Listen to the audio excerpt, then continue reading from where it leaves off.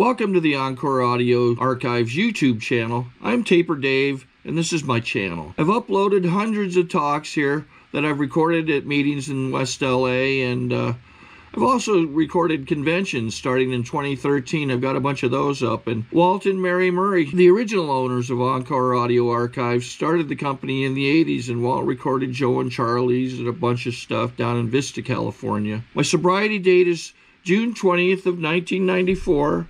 I hope you find something you like, so please like and subscribe to my channel and comment down below. If you want to hear something that I don't have or that you don't see, I'll see that I get it. Anyways, take care and have a great day if you want to. Let's welcome our main speaker, James.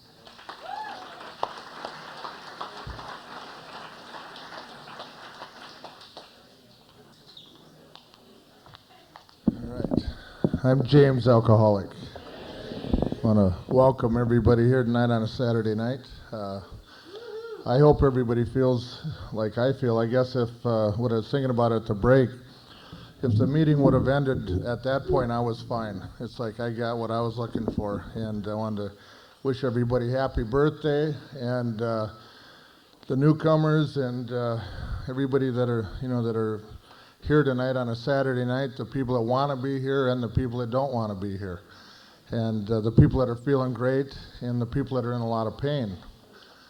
And we know there's both, and certainly I've sat on my Saturday nights when I hurt inside, and it's that feeling in here that is real hard to describe to people that don't understand what that's about. And looking around and seeing everybody looking like they're coupled up and you're by yourself, or you just something happened in your life or whatever, and feeling alone, like we know how it feels to really be alone or really be depressed and that type of thing. The good news is that with pain there's a beginning, middle, and an end. And unfortunately our disease up here, I call them the boys, the committee, they deal with finality. When I feel bad, it tells me I'm always going to feel bad, and that's a lie. And we need to be around other people that understand that and know it's a lie. And if there's people in here tonight feeling pain, don't match your insides with other people's outsides. Be careful what scorecard you're using on how you're doing, because if it's not the right one, we're screwed, okay? And, just hang in there. There's a couple people were supposed to come tonight that I've known for years that aren't here because they're drunk tonight or they're shooting dope or doing what they're doing. And I understand that. I got a low threshold for being uncomfortable. I'm an alcoholic and an addict and all of that. And I know what it's like when that feeling, and if you're not doing what you need to do to take care of it, something's got to give. I'm either going to kill myself or I'm going to drink or use, or something's got to give if we stay uncomfortable long enough. My sponsor beat that into me for years, telling me that I have to put sobriety before everything in my life, because if I don't, I'm going to lose everything anyway that went above it. And I had to try that a few times and have it happen. He also said, unfortunately for guys like me, experience isn't the best teacher, it's the only teacher. You can tell me that stove is hot, but I got to touch it. And that's the way it's been in AA for me. But I got this damn disease, and one of the requirements for me is I had to drink this shit every day whether I wanted to or not. And it's killing me and killing everybody around me, and I still got to drink. I know what it's like to drink when I don't want to drink. I know what it's like to drink and use drugs when people say, can't you see what this is doing to you? And when they say, you got so much potential, and you're such a nice guy when you're not drunk. Those kinds of things. And they were right. I got a lot of potential, and you guys do too. The thing they forgot to tell me, there was the other side of that story. They forgot to tell me what happens. I don't care how much potential you've got. If you're dealing with untreated addiction of any kind, it'll kick the shit out of potential 10 out of 10 times. I don't care, what my best plans are, all of that stuff. And what I had to do is go through a series of ups and downs to find out that, you know what? I beat a lot of things in my life, but this is one foe, this is one demon that I can't beat, And I defended my right to drink and use for a long time. Through a lot of pain, a lot of people. Hurt a lot of people. One of them's here tonight, my wife, Colleen.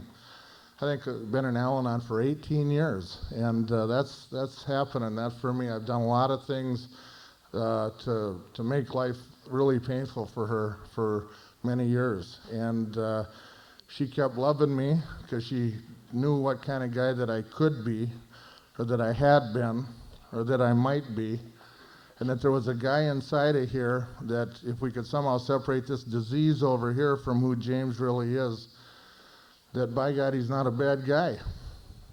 And I used to sit in the bars or sit in the places that I did my drill, and I used to fantasize about this guy. I used to have a movie. I talk about this movie that I had in my mind. And I used to think about this guy, me, and doing different things, you know. Yeah, I used to think about it, you know, and the committee up here would be voting and sharing. These boys, you know, they're always there. And I used to react to all this stuff, by the way. I said it's like a pinball in a pinball machine. And for you new people, if your head is telling you all this stuff and it won't shut up and it's this and that, thank them for sharing, okay? But you don't have to do anything with that information. It's okay to thank them for sharing and say, you know, I think I'll show up at the AA meeting anyway. Or I know the vote is 12-zip, but I think I'll call my sponsor anyway. Thank you, guys. It's 12-zip, and I think I'll go interview for that job anyway, okay? And the thing is, it's very important to understand what we're dealing with there is part of our mind is addictive. See, I thought alcohol was the problem. I thought cocaine or pot or whatever was the problem. What I find out in the big book, it tells me that's a symptom. And if anybody's wondering, there's a huge difference between alcohol and alcoholism, between cocaine and addiction, between heroin and addiction, two completely separate things. We get to see the difference when people put a plug in the jug and don't do anything with their addiction to heal up and to do some things that we get to deal with that false self, to break through the false self that our first speaker talked about. It's my opinion, only my opinion, that I think the core issues of any addiction center around self-esteem and having a sense of self or lack of. That's why we see so many addicts and alcoholics is externally focused on things outside ourselves. Because I want to fix it out here, because I don't feel good in here. And it's scary in AA, because I've been sober now, be 16 years for me in a couple months, and to see what happens over an extended period of time in AA. If you go and you keep going and you keep coming, and there's people in here that have been doing it for a long time, probably a lot longer than I have, and to see the process happen. And this really is a process. It's not an event. The dilemma is I'm an event man, okay? I don't know about you guys, but I like going from event to event to event, from orgasm to orgasm to event to event. I'm wired that way. That's who I am. I show up that way, okay?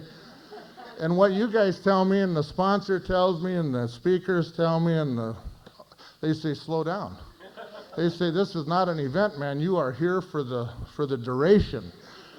And my boys are up here saying, fuck no, we're looking for another event. We need to get, we need to feel good now, because we're all about, the quick fix. I got a low threshold for being uncomfortable, and you guys are telling me I got to do things today that I don't get to feel good about today, but that if I do them today, I'll feel good later, okay? That if I clean up chairs and shit and, park cars or do whatever, shit that I don't like, don't they know who I am? Okay, that kind of stuff. If I'm willing to do that today, you mean to tell me this will have something to do with later, okay? And I don't do later, I do today, okay? Well, you guys have taught me how to do later, all right? And that's a key here. That's really important for this process. I think there's something that's not talked about enough in meetings, and it's, the stage 2 recovery stuff, this second surrender, as I call it, this emotional sobriety. And for the guys that have been in here for a while, you understand what I'm talking about. Second half of the first step, the powerlessness, really being powerlessness over a lot of things and quitting fighting things, quit having to have it my way, and some of those very important kind of principles, and to be able to get that over a period of time. And it takes some things in sobriety to happen in all our lives for us to understand that and to really go through that on the deeper level of experience.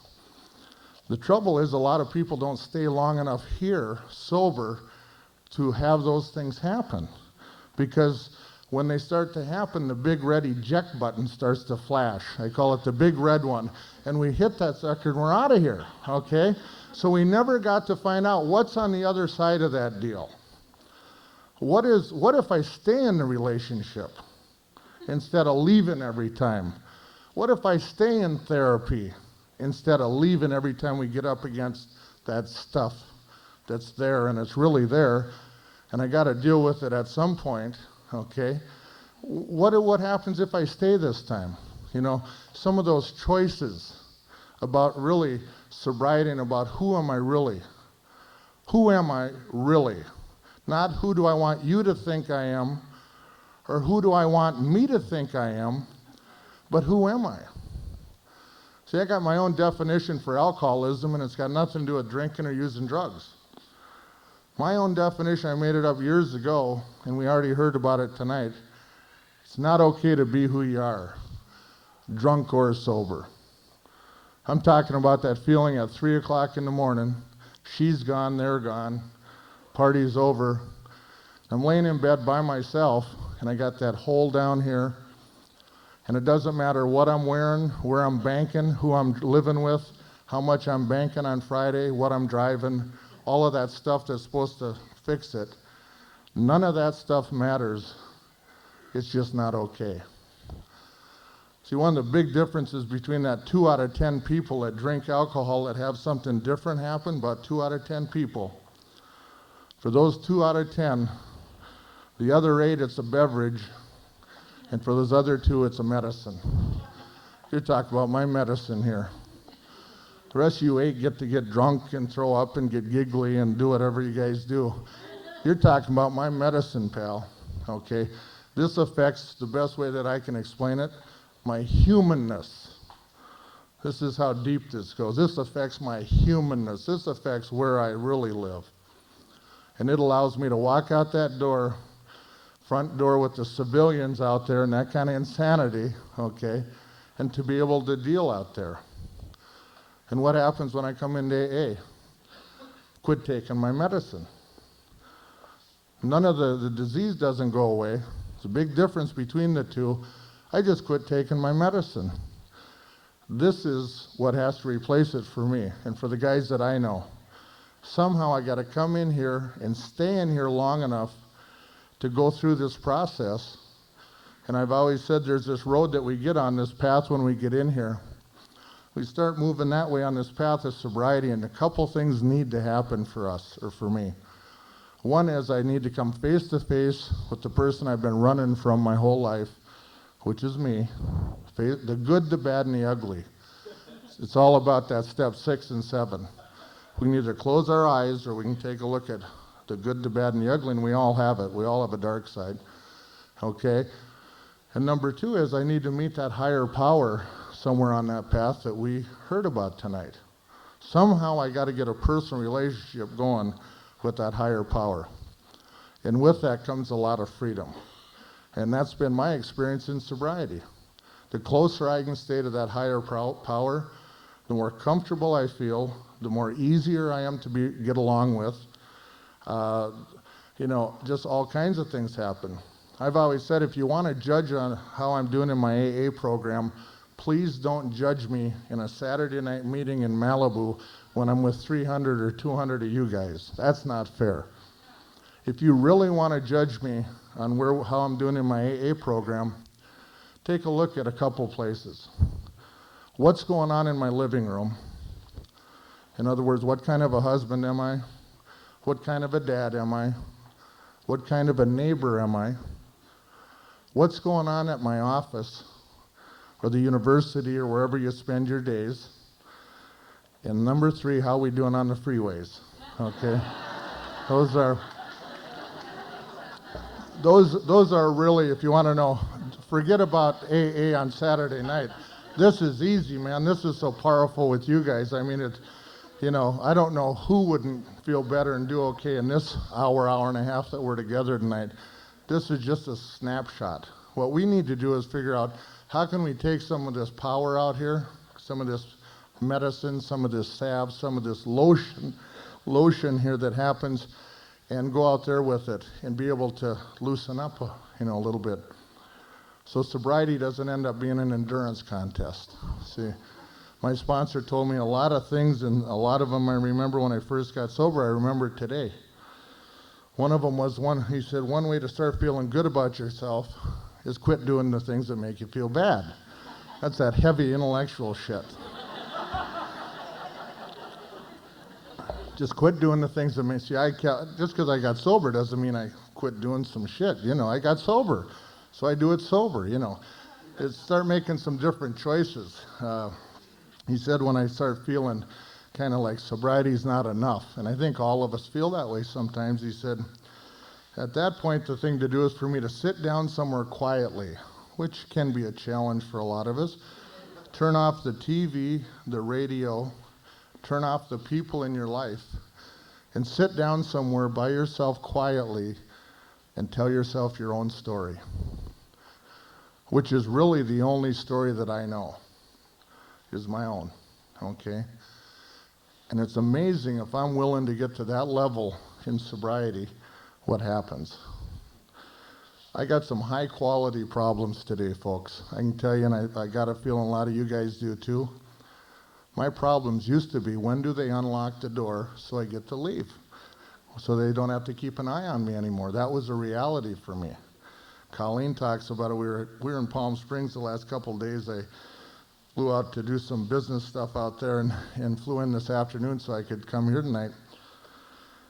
We were with dinner last night, beautiful restaurant. You guys have been maybe to that Marriott out there. You take the little boat over to the restaurant and kind of romantic and that kind of stuff. And we were at dinner with a couple other couples, and all of us sober. One guy 21 years sober, one guy 23 years sober. I was a rookie in the bunch, coming up on 16. We were talking about it, and Colleen mentioned something about on our 4th wedding anniversary that I made her a purse in the nut house. Okay.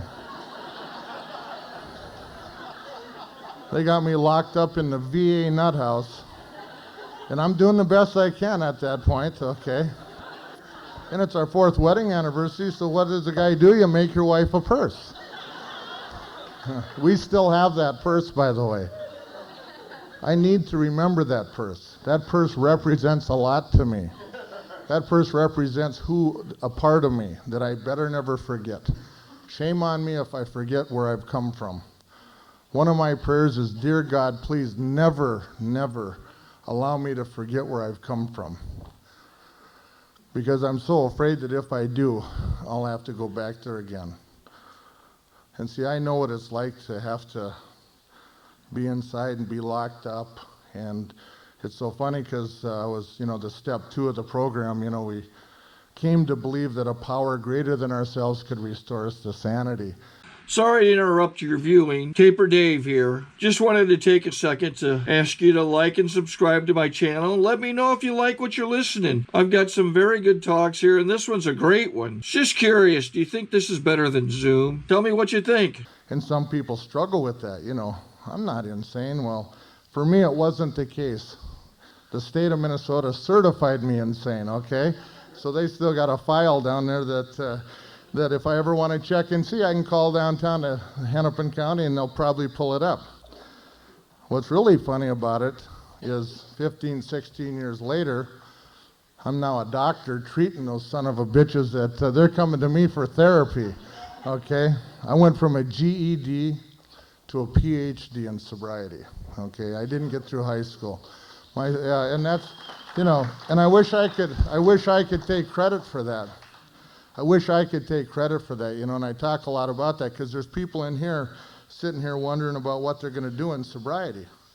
See, I believe that there's a reason why we all get here, and that there's a certain responsibility that comes along with sobriety. and that it's not okay to come in here and just keep this in here. This is so powerful. And by the way, I think when we're all gone for years and generations, I honestly believe this, that people will look back on this time of the world of what started with this doctor and stockbroker in a small kitchen in Akron, Ohio in 1935, where they could find out that they could do together what they couldn't do alone.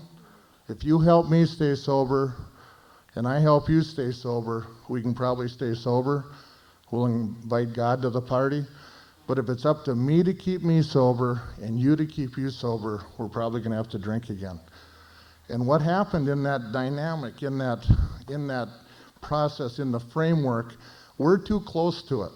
Even though we think, gee, we're sitting here with a year, 6 months, 10 years, 15 years sober, 60 years old AA or whatever it is now, when generations upon generations are gone, they're going to look back on this as a time that changed the world, I think. I really believe that. That's how powerful this whole thing is.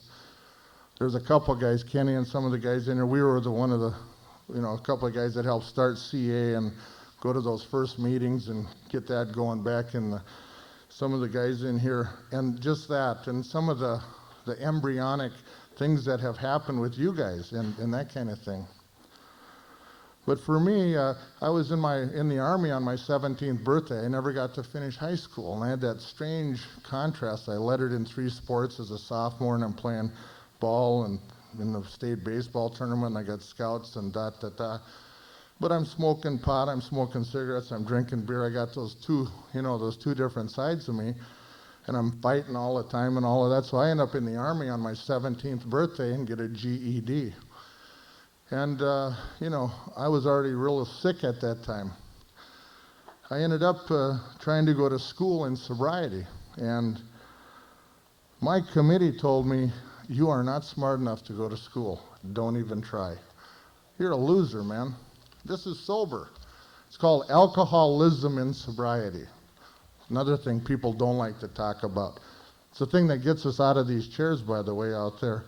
Tells me, you can't make it, man. And I thanked them for sharing, okay, again, and I went in and I took some tests and had some transcripts put together, and I ended up I had a meeting with the counselor, and this woman looked at me, and the first thing I asked her, she had all my transcripts and everything from way back when. First question out of my mouth wasn't, gee, are the classes good here? What about the teachers? How are the students? First question, when do I graduate? Okay. You guys know what I'm an event guy, I don't want to. And she looks at me and says, you got 26 classes to go. Okay, and I'm thinking, and right away they say, we're out of here. Big red eject button starts flashing. But I say, wait a minute. I thank them in my mind, but let's hear what the lady has to say. And I take one class, and I got through it. I love to write. I took a literature class and that kind of thing, and got a B on it. I couldn't believe it. It was an upper division, class. I was a junior in college. So I started taking one class, 1 quarter, 1 credit. You guys know the story. There's a lot of other people in here. I remember, Ray, I think you went to school way back when, and I remember hearing you at Radford.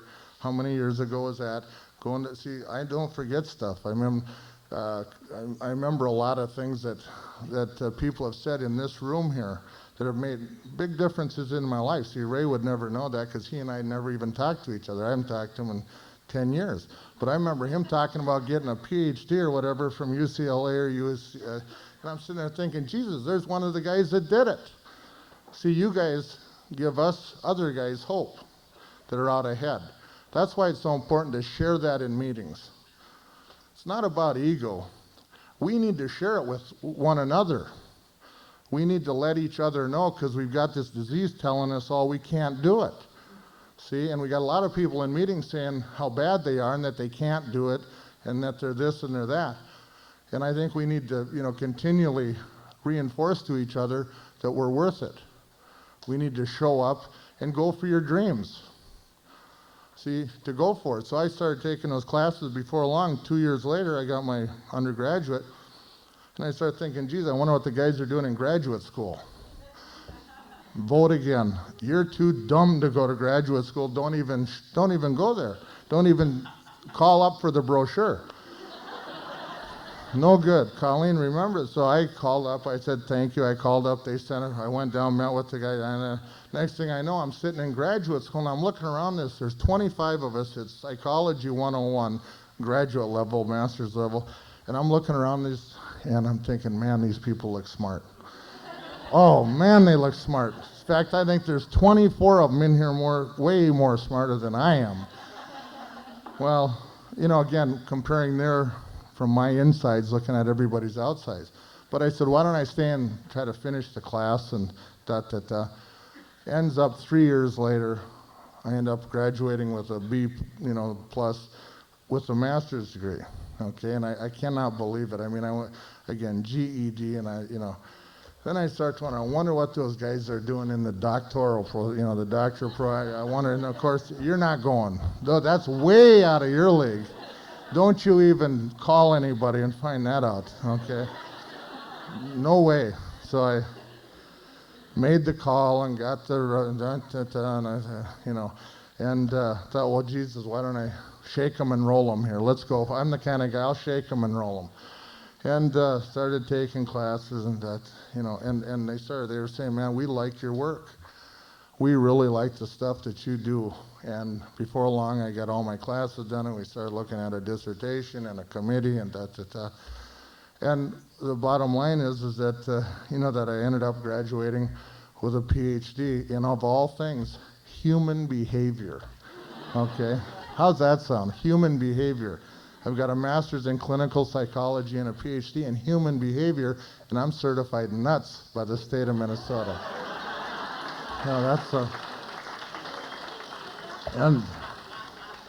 And the reason and you know what? I always talk about it. I say, I met some smart people in those classes and some teachers and some students like that.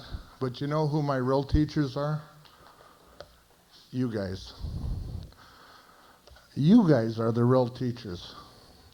You guys have the capacity, the capability, the love, the understanding, the spirit, the connection to take a guy that can't sit still in his chair, that when I was 17, I was an expert with grenades, a sharpshooter with an M16, and an expert with a .45 pistol, trying to get to Vietnam. Okay, that's what I was doing when I was 17. You guys took that guy, and little by little, you kind of put your arms around me, and you let me fall and pick me up, let me fall, let me cry, you let me get angry. But you said, keep coming back. We understand. We will not judge you. We love you. And if you keep doing certain things, you guaranteed me, if you keep doing certain things, you're going to feel better. And there's going to be some healing that gets to take place inside. And we're going to overcome some shame. Because I came here with so much shame. When I was 13 years old, I was walking home from school with a couple buddies of mine, and the peer pressure at 13. I come walking up to my house, and all the shit's out on the front lawn, and we'd just been evicted. Okay, I still have a thing about moving that it just completely shivers me inside. Because my dad OD'd when I was 5, was a big doctor. Got out of detox one weekend and started drinking, and then he quit. And when he quit, he went into DTs. Temperature went up to 107, went into convulsions and died with 5 young kids at home. When I was 17, out playing war games in the middle of nowhere trying to get to Vietnam, the Red Cross came and got me and said, you got to come home tonight. It's your mom. And she was in a coma when I got there from a pill overdose. And she died the next day. 14 years ago, I get a call on a Sunday night when I lived out here in LA from Dallas, and they said, it's your sister. You got to come to Dallas. 3rd trip to Dallas. Homecoming queen, cheerleader, mother of 2. And I fly to Dallas, and I get there the next morning, and I walk in. They let me into the apartment, the woman that called, the caretaker. And I walk in, and this will sound pretty rough, but first thing I see is my sister. She's laying there and her lips are black, her skin is yellow, and her liver's out like that. And she's got the big book of AA sitting on her coffee table with a drink on top of it, okay? AA had been there. AA had been there. She had, and I had to carry her down to the rental car, and I laid her in the car, and I took her down to Dallas County Hospital. And they came out of the emergency room, and they said, it doesn't matter if she drinks anymore or not, she's not going to make it.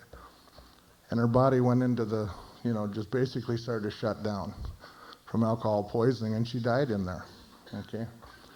So I know what it's like to have people in your immediate family die from what we're talking about here tonight. That is my personal experience. That's why I feel so strong about sobriety and what we're doing together tonight and tomorrow and like this, because we're not supposed to be doing this. See, I still come from that old school of, if you're an alcoholic or an addict, the most natural thing for you to be doing is drugs and alcohol. And the fact that we're here tonight in the spirit of love and concern and forgiveness for each other and love of God or higher power, and the things that happen in here is just, you really can't even put a word around it or a frame around it. It's that big. And I'm just about out of time, but I just want to say a couple more things real quick. I see Al back there in the back, and here's a guy. I don't talk to Al much, but I know I've sat. How many meetings have I sat where I've heard Al talk? I don't know Al very well, but the guys around that I've seen, and have made a big difference in my life. So you never know who you're going to touch. The guys that stand up some night in some meeting, or some gal stand and she shares Matt. Matt and I have gone through some things together and different. There's a lot of people here that mean a lot to who. That really don't even know that they take a big place in my heart for who I am. Colleen and I got remarried when I was 7 years sober. And I feel kind of broken up about it because I'm so happy about it, okay? And that I married the same woman twice on the same day, many years apart. And she's hung in there, and she's been in Al-Anon for 18 years. She's got one hell of a program with some women in Minneapolis that are all about solution and not stuck in the problem or blaming. They're in Al-Anon, and they're doing, I think, what Al-Anon's supposed to be doing. And she's my best friend. And I got a 6-year-old son, Danny, who I just talked to on the way to the meeting in the car phone, talking about some fish for goldfish for an aquarium. And you think, well, what's that got to do with sobriety? Everything. I just went to his kindergarten concert this week and listened to him sing B-I-N-G-O. And I was singing right along with him and tapping my feet, and I was right there. And a few weeks ago, I went to his class, and I gave a talk to the kindergarten class on what is a friend. And Danny came up and sat right with me in front of the rest of his class, and I talked to him about what is a friend. And I was so proud, and you know what? He thinks I hung the moon. He thinks he got the greatest dad. And our daughter is 16 and had her prom 2 weeks ago. And you'd have thought it was my prom, because I never got to one. I never got to one fucking prom in my life. And I was so excited, I couldn't believe it. I got the limo for, I got the dress, and we got, we got the hair done, we got the nails, we got the this, we got the, it didn't matter. It didn't matter. You'd have thought I was going to prom, And she thinks she is so lucky to have a dad like me, because I'm sober. And Colleen is, her mom and Kelly's girlfriends come over, whose house they hang out at? At ours. And they come and talk to Colleen about things they can't talk to their own mother about. They can't even talk to their own mom, but they're here talking to Colleen. And that's a gift of the program too, And I could go on for a long time, and I'm already over time. And I just want to tell you guys that it means an awful lot to me to be a sober guy around this place. Because I really went through a lot of tough times when I was young. I had a lot of people die in my life and a lot of pain. And I drank over those painful feelings for a long time. They hurt so bad.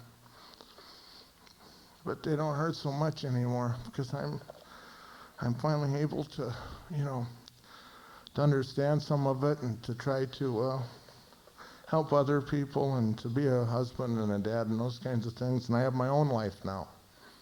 See, I'm finally in a place where I have my own life. It took years of sobriety.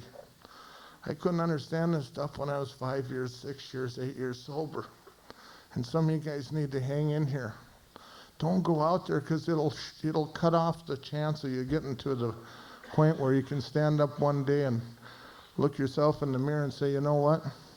I want what I have. It's a magical day in sobriety where I could look at myself in the mirror and hold that look in my own eye and say two things. Number one is I love you to me, and look at myself in the mirror. And number two is I want what I have, and mean it.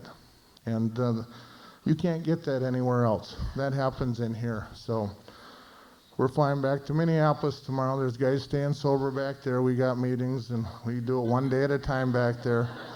It's like my sponsor told me before I moved back there from here. He said they've been staying sober a lot, way before you got back there, and they're going to be staying sober way after you're gone. So you just go back there and be one of the boys. And that's what I try to do in AA. Is I've got a motto that I use. I try to come in like a gentleman and leave like a gentleman. Thanks.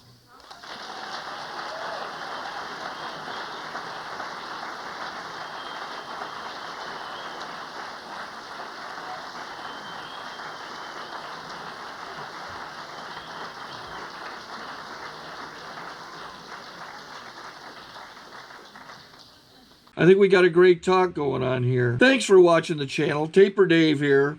Just curious, do you think this is better than Zoom? Okay, this is how I prepare my drone for launching. I like to do it inside the cab of my truck so I'm not standing outside in the weather. To install the joysticks for control, up and down, right and left, powered on. I have an Android phone that I use to connect it to the drone with. And it's actually controlled through the iPhone, through an app. Oops, wrong way. It's actually controlled through the iPhone, or through this Android phone, through the app. It's actually controlled through the Android phone, through an app, and you connect it through this short connection right here.